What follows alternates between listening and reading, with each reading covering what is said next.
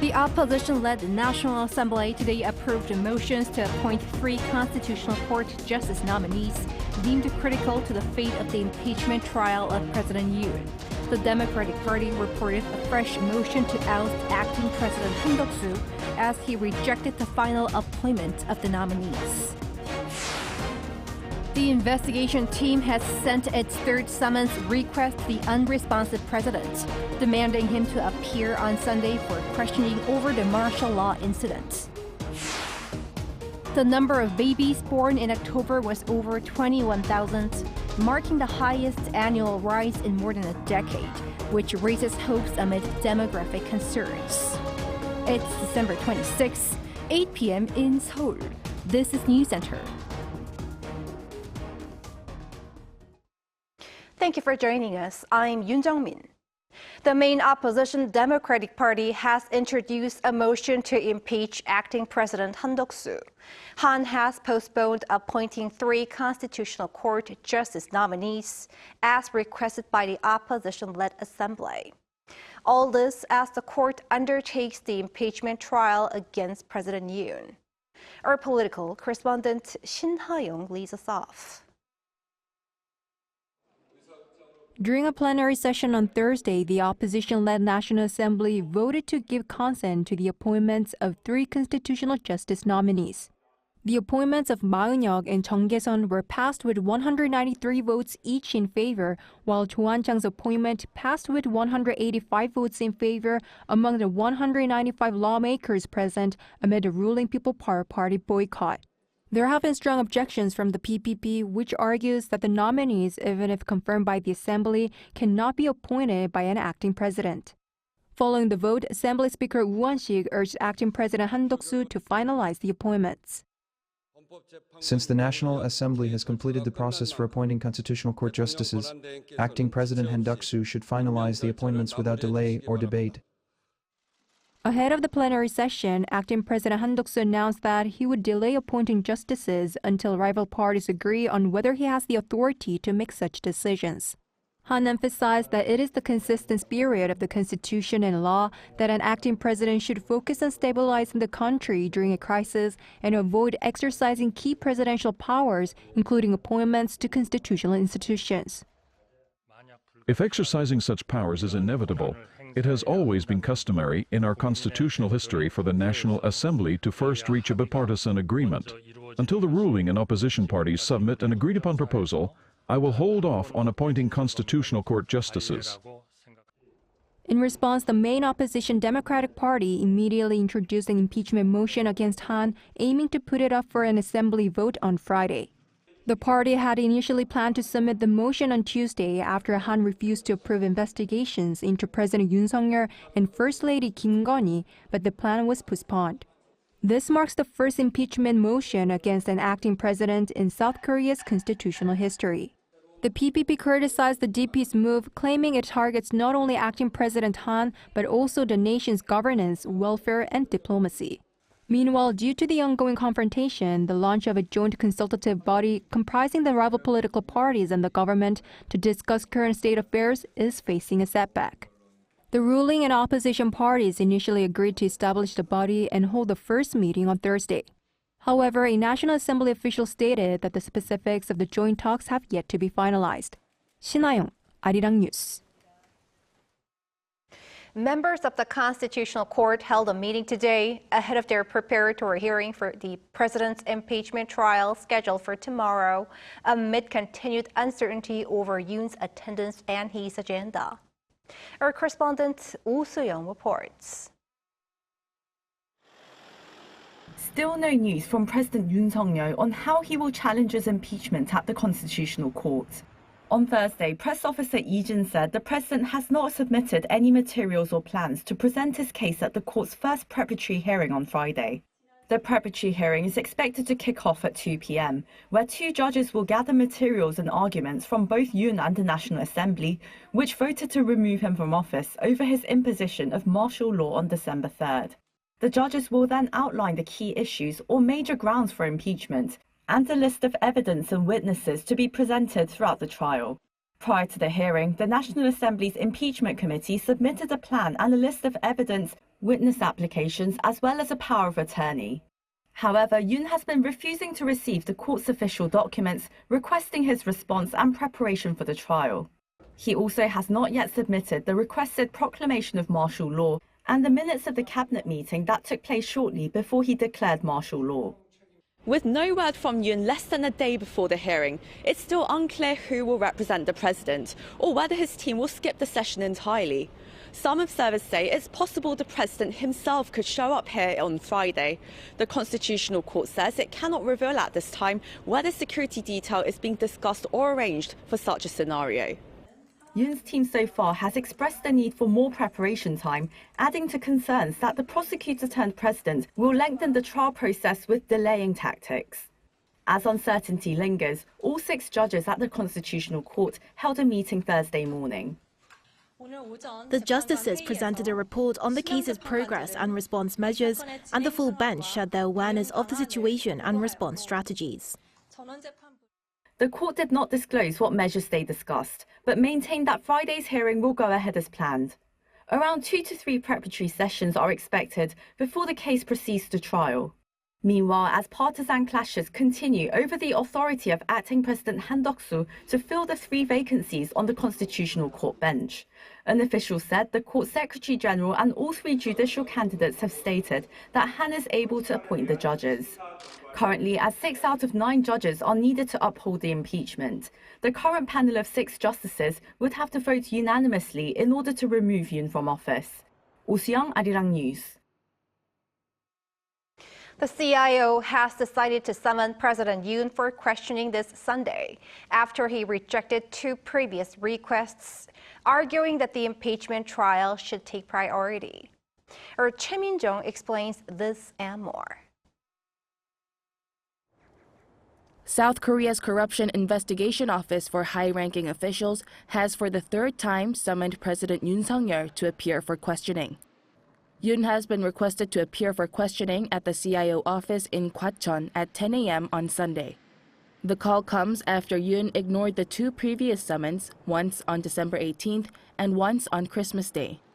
He appears unlikely to respond to the 3rd request, given his continued argument that the Constitutional Court's impeachment trial should take priority over the investigation. Investigators have reportedly stated that requesting an arrest warrant to forcibly secure Yoon's attendance is still a long way off, as there are many factors still to be considered. Meanwhile, the lawyer for the former Defense Minister Kim Yong-hyun claimed on Thursday that President Yoon ordered the deletion of a public curfew from an initial draft of the martial law decree. Kim's lawyer Yoo Sung-soo stressed that the martial law decree was not targeted at ordinary citizens. Instead, he said that it was aimed at sounding the alarm against political misconduct. It is to sound the alarm against the political misconduct of exploiting the National Assembly to shield the party leader from criminal responsibility through a tyranny of the majority, convening a bulletproof National Assembly, proposing impeachment 22 times, and ultimately attempting to abolish the budget to paralyze state affairs. Kim's lawyers claim that the martial law declaration was a presidential warning within legal authority, not an act of insurrection. Choi Min-jung, Arirang News.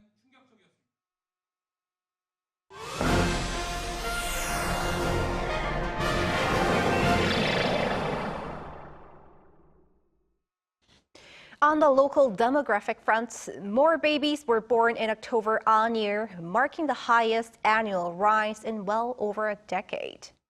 Lee Soo-jin has the latest data. The number of births in South Korea rose by the highest rate for October in more than a decade, positive shift amid the country's demographic crisis. Data released by Statistics Korea on Thursday showed 21,398 births in October, up 13.4% compared to the previous year. It's the 4th consecutive month of on-year increase and also marks the largest on-year increase for the month of October since 2010. And the increase of 2,520 births compared to the previous year was also the largest since October 2012. This comes as the number of marriages rose 22.3% on year to more than 19,000. An official from Statistics Korea said the general increase in marriages was a major driver behind the increase in births. We've continuously been pointing to the increase in marriages influencing the increase in number of births, as well as the growing population in their early 30s. The number of marriages has shown a steady rise since April this year thanks to efforts from the Yoon administration to tackle the population crisis through childbirth and marriage benefits. October also saw the largest number of marriages for the month of October since 2019. The Statistics Korea official added that the number of births was especially prevalent in women in the early 30s, with people getting married later. But while deaths still exceeded births in October, the number of deaths fell slightly compared to the previous year, leading to a population decline of roughly 8,000. The agency also projected that if this upward trend continues in November and December, the country could see an annual increase in the number of births for the first time in 9 years. 이수진, Arirang News. The $1 exchange rate exceeded the 1,460 mark for the first time in nearly 16 years. That's attributed to the strong dollar along with the ongoing political turmoil in the country. Park Go-nu has more. A 15-year low for the Korean won against the greenback. On Thursday, the $1 exchange rate closed its daytime trading at 1,464.8, its weakest level since March 2009, following the financial crisis. The exchange rate was even at 1,466 at one point during the day. Pundits point to the recently strengthening dollar, especially after the Federal Open Market Committee revised its forecast for interest rate cuts next year, reducing the number of cuts from 4 to 2. Concerns over potential policies under the approaching second Trump administration, including high tariffs and tax cuts that could lead to higher inflation, are also contributing to the dollar's strength.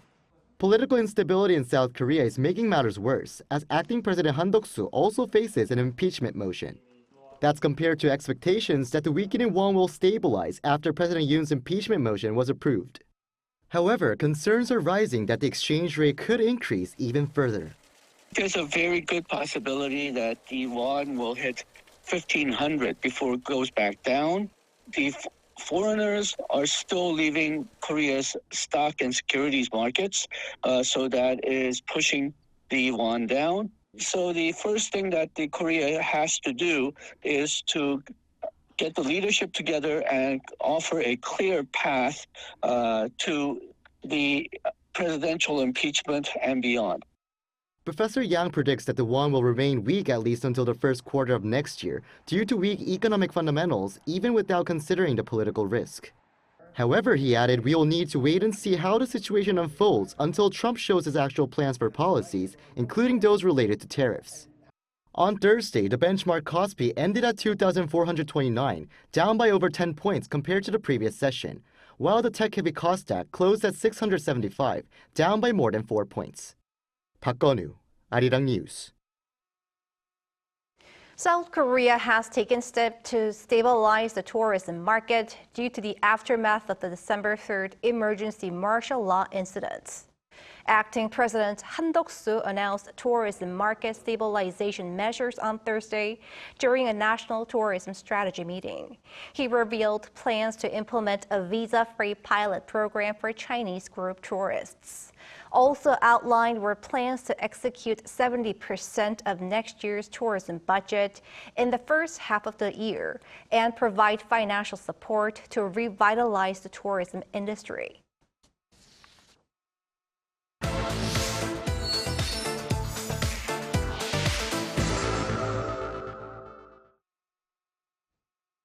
The time for year-end tax settlement years. A wave of new tax breaks will take effect starting with this year's settlements, aimed at supporting families and easing financial burdens for workers. These changes cover areas including marriage, childbirth, and general spending. Our finance correspondent Moon Tae-ryun is here in the studio with this topic. Tae-ryun, first, tell us about what a year-end tax settlement is. Right, Jungmin. Well, so a year-end tax settlement is essentially a process in which salaried workers reconcile the taxes they've paid throughout the year with the taxes they owe based on their actual income, deductions, and credits. So it's essentially a tax adjustment to ensure that individuals have paid the correct amount of income tax for the year. So typically it takes place at the end of the fiscal year, which is in January for South Korea. And because because there are new tax reforms this year, it's important for taxpayers to familiarize themselves with the regulations to maximize their benefits during the upcoming year-end tax settlement. So the National Tax Service will be offering a simplified service online to provide basic data for taxpayers to report income and do their deductions starting from January 15th. And what are some significant tax reforms made this year worth noticing? So a key area of focus this year has obviously been to address the population crisis. And earlier this week, the country officially became a super age society, with those aged 65 and over accounting for 20% of the population. And as a result, a sweep of tax benefits for families starting from newly married couples to those with children have been introduced. A new marriage tax deduction has been set up for couples registering their marriage between this year and 2026. So they'll be eligible for a 500,000 Korean won tax deduction, which equates to roughly $342 that they can redeem only once, regardless of whether it is a first or subsequent marriage. There is also a range of childcare support reforms that are being rolled out, especially for medical expenses. So for families with children, all medical expenses for children aged 6 and under will be fully deductible. Postpartum care is also now included as a medical expense, with even high-income earners with a total salary exceeding 70 million Korean won able to include up to 2 million won in postpartum care expenses within their deductible medical expenses. And the government is also fostering private support for childcare, with company-provided childbirth support funds fully exempt from taxes for up to 2 instances per employee. Additionally, a new reform to the child tax credit means that families with 2 or more children between 8 and 20 years old will receive an additional 50,000 won tax deduction, going from 300,000 won to 350,000 won in total. What are some tax deductions available for salaried workers outside of marriage and childcare?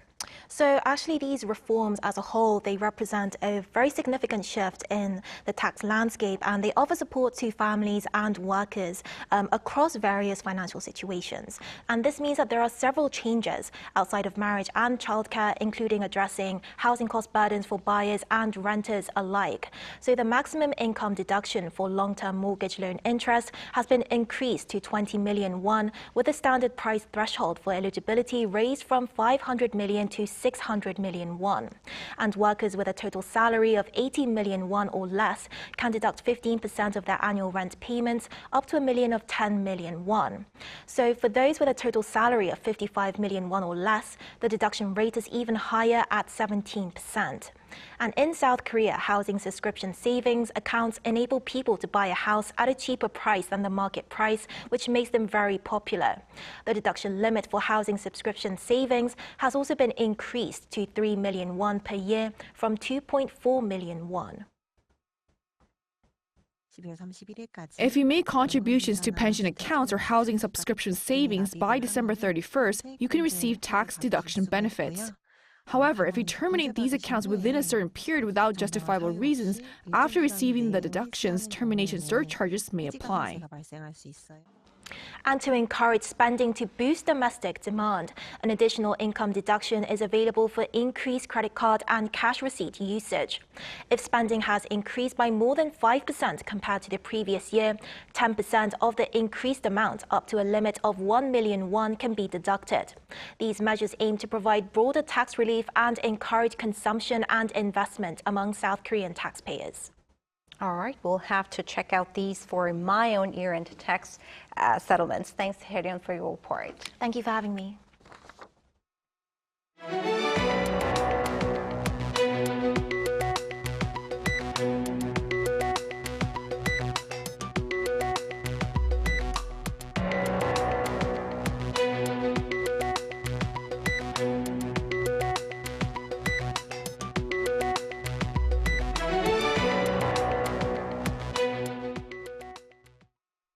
Vice Foreign Ministers of South Korea and Japan met in Tokyo on Thursday and agreed to advance high-level interactions for the near future.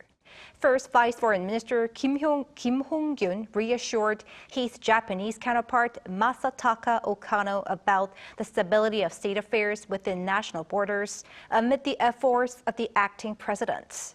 The two sides also agreed to bolster trilateral cooperation with the U.S. against any North Korean provocation and its military coordination with Russia. The Joint Chiefs of Staff has denied allegations that the military, under former Defense Minister Kim Yong-hyun, planned artillery strikes on North Korea over trash-carrying balloons. The JCS stated no attack was considered and dismissed claims of internal factions influencing operations or leadership indecision. A South Korean outlet's allegations are under legal review for defamation. They also denied separate reports that the National Intelligence Service and the 707's Special Mission Group used drones to target North Korean balloons near Baekneungdo Island, calling the claims baseless. The NIS echoed this denial, labeling them false. These reports are tied to broader allegations that the military sought to provoke conflict with North Korea to justify the December 3rd martial law declaration. On the cultural fronts, the long-anticipated Season 2 of Squid Game was officially released on Netflix at 5 p.m. Korea time on Thursday afternoon. The mega-hit Korean original series returned viewers to a ruthless contest where 456 players engaged in deadly children's games to win a fortune. The first season of Squid Game was released back in 2021 and became one of Netflix's most watched shows of all time with more than 260 million views. Season 2 follows Ki-hoon, played by actor Lee Jung-jae, who returns to Korea from the U.S. with a new goal in mind.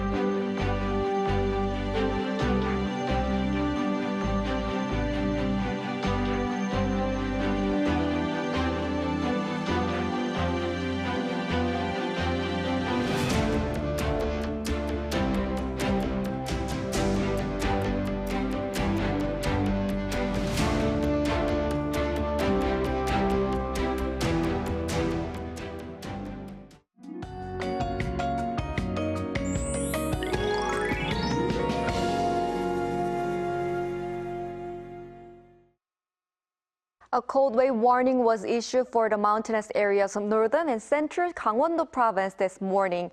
In addition, cold wave advisories are also in place over Gangwon-do province, northeastern parts of Gyeonggi-do province, northern parts of Chungcheongbuk-do province, and northeastern parts of Gyeongsangbuk-do province, excluding the east coast. Even though a cold wave warning is not issued for the Seoul metropolitan area, the morning temperature in capital will plunge to -7 degrees Celsius tomorrow. With frigid conditions, snow will begin on the west coast areas early tomorrow morning, and it is expected to expand to Chungcheongdo provinces and Jeju Island. Tomorrow, most areas will start at below 0 degrees, Daejeon -5, Chuncheon -12 degrees. Highs will move up to 1 degree in Seoul, Gwangju, Daegu, and Gyeongju, 4 degrees. Temperatures will get slightly warmer from the beginning of next week. That's all for Korea. Here are the weather conditions around the world.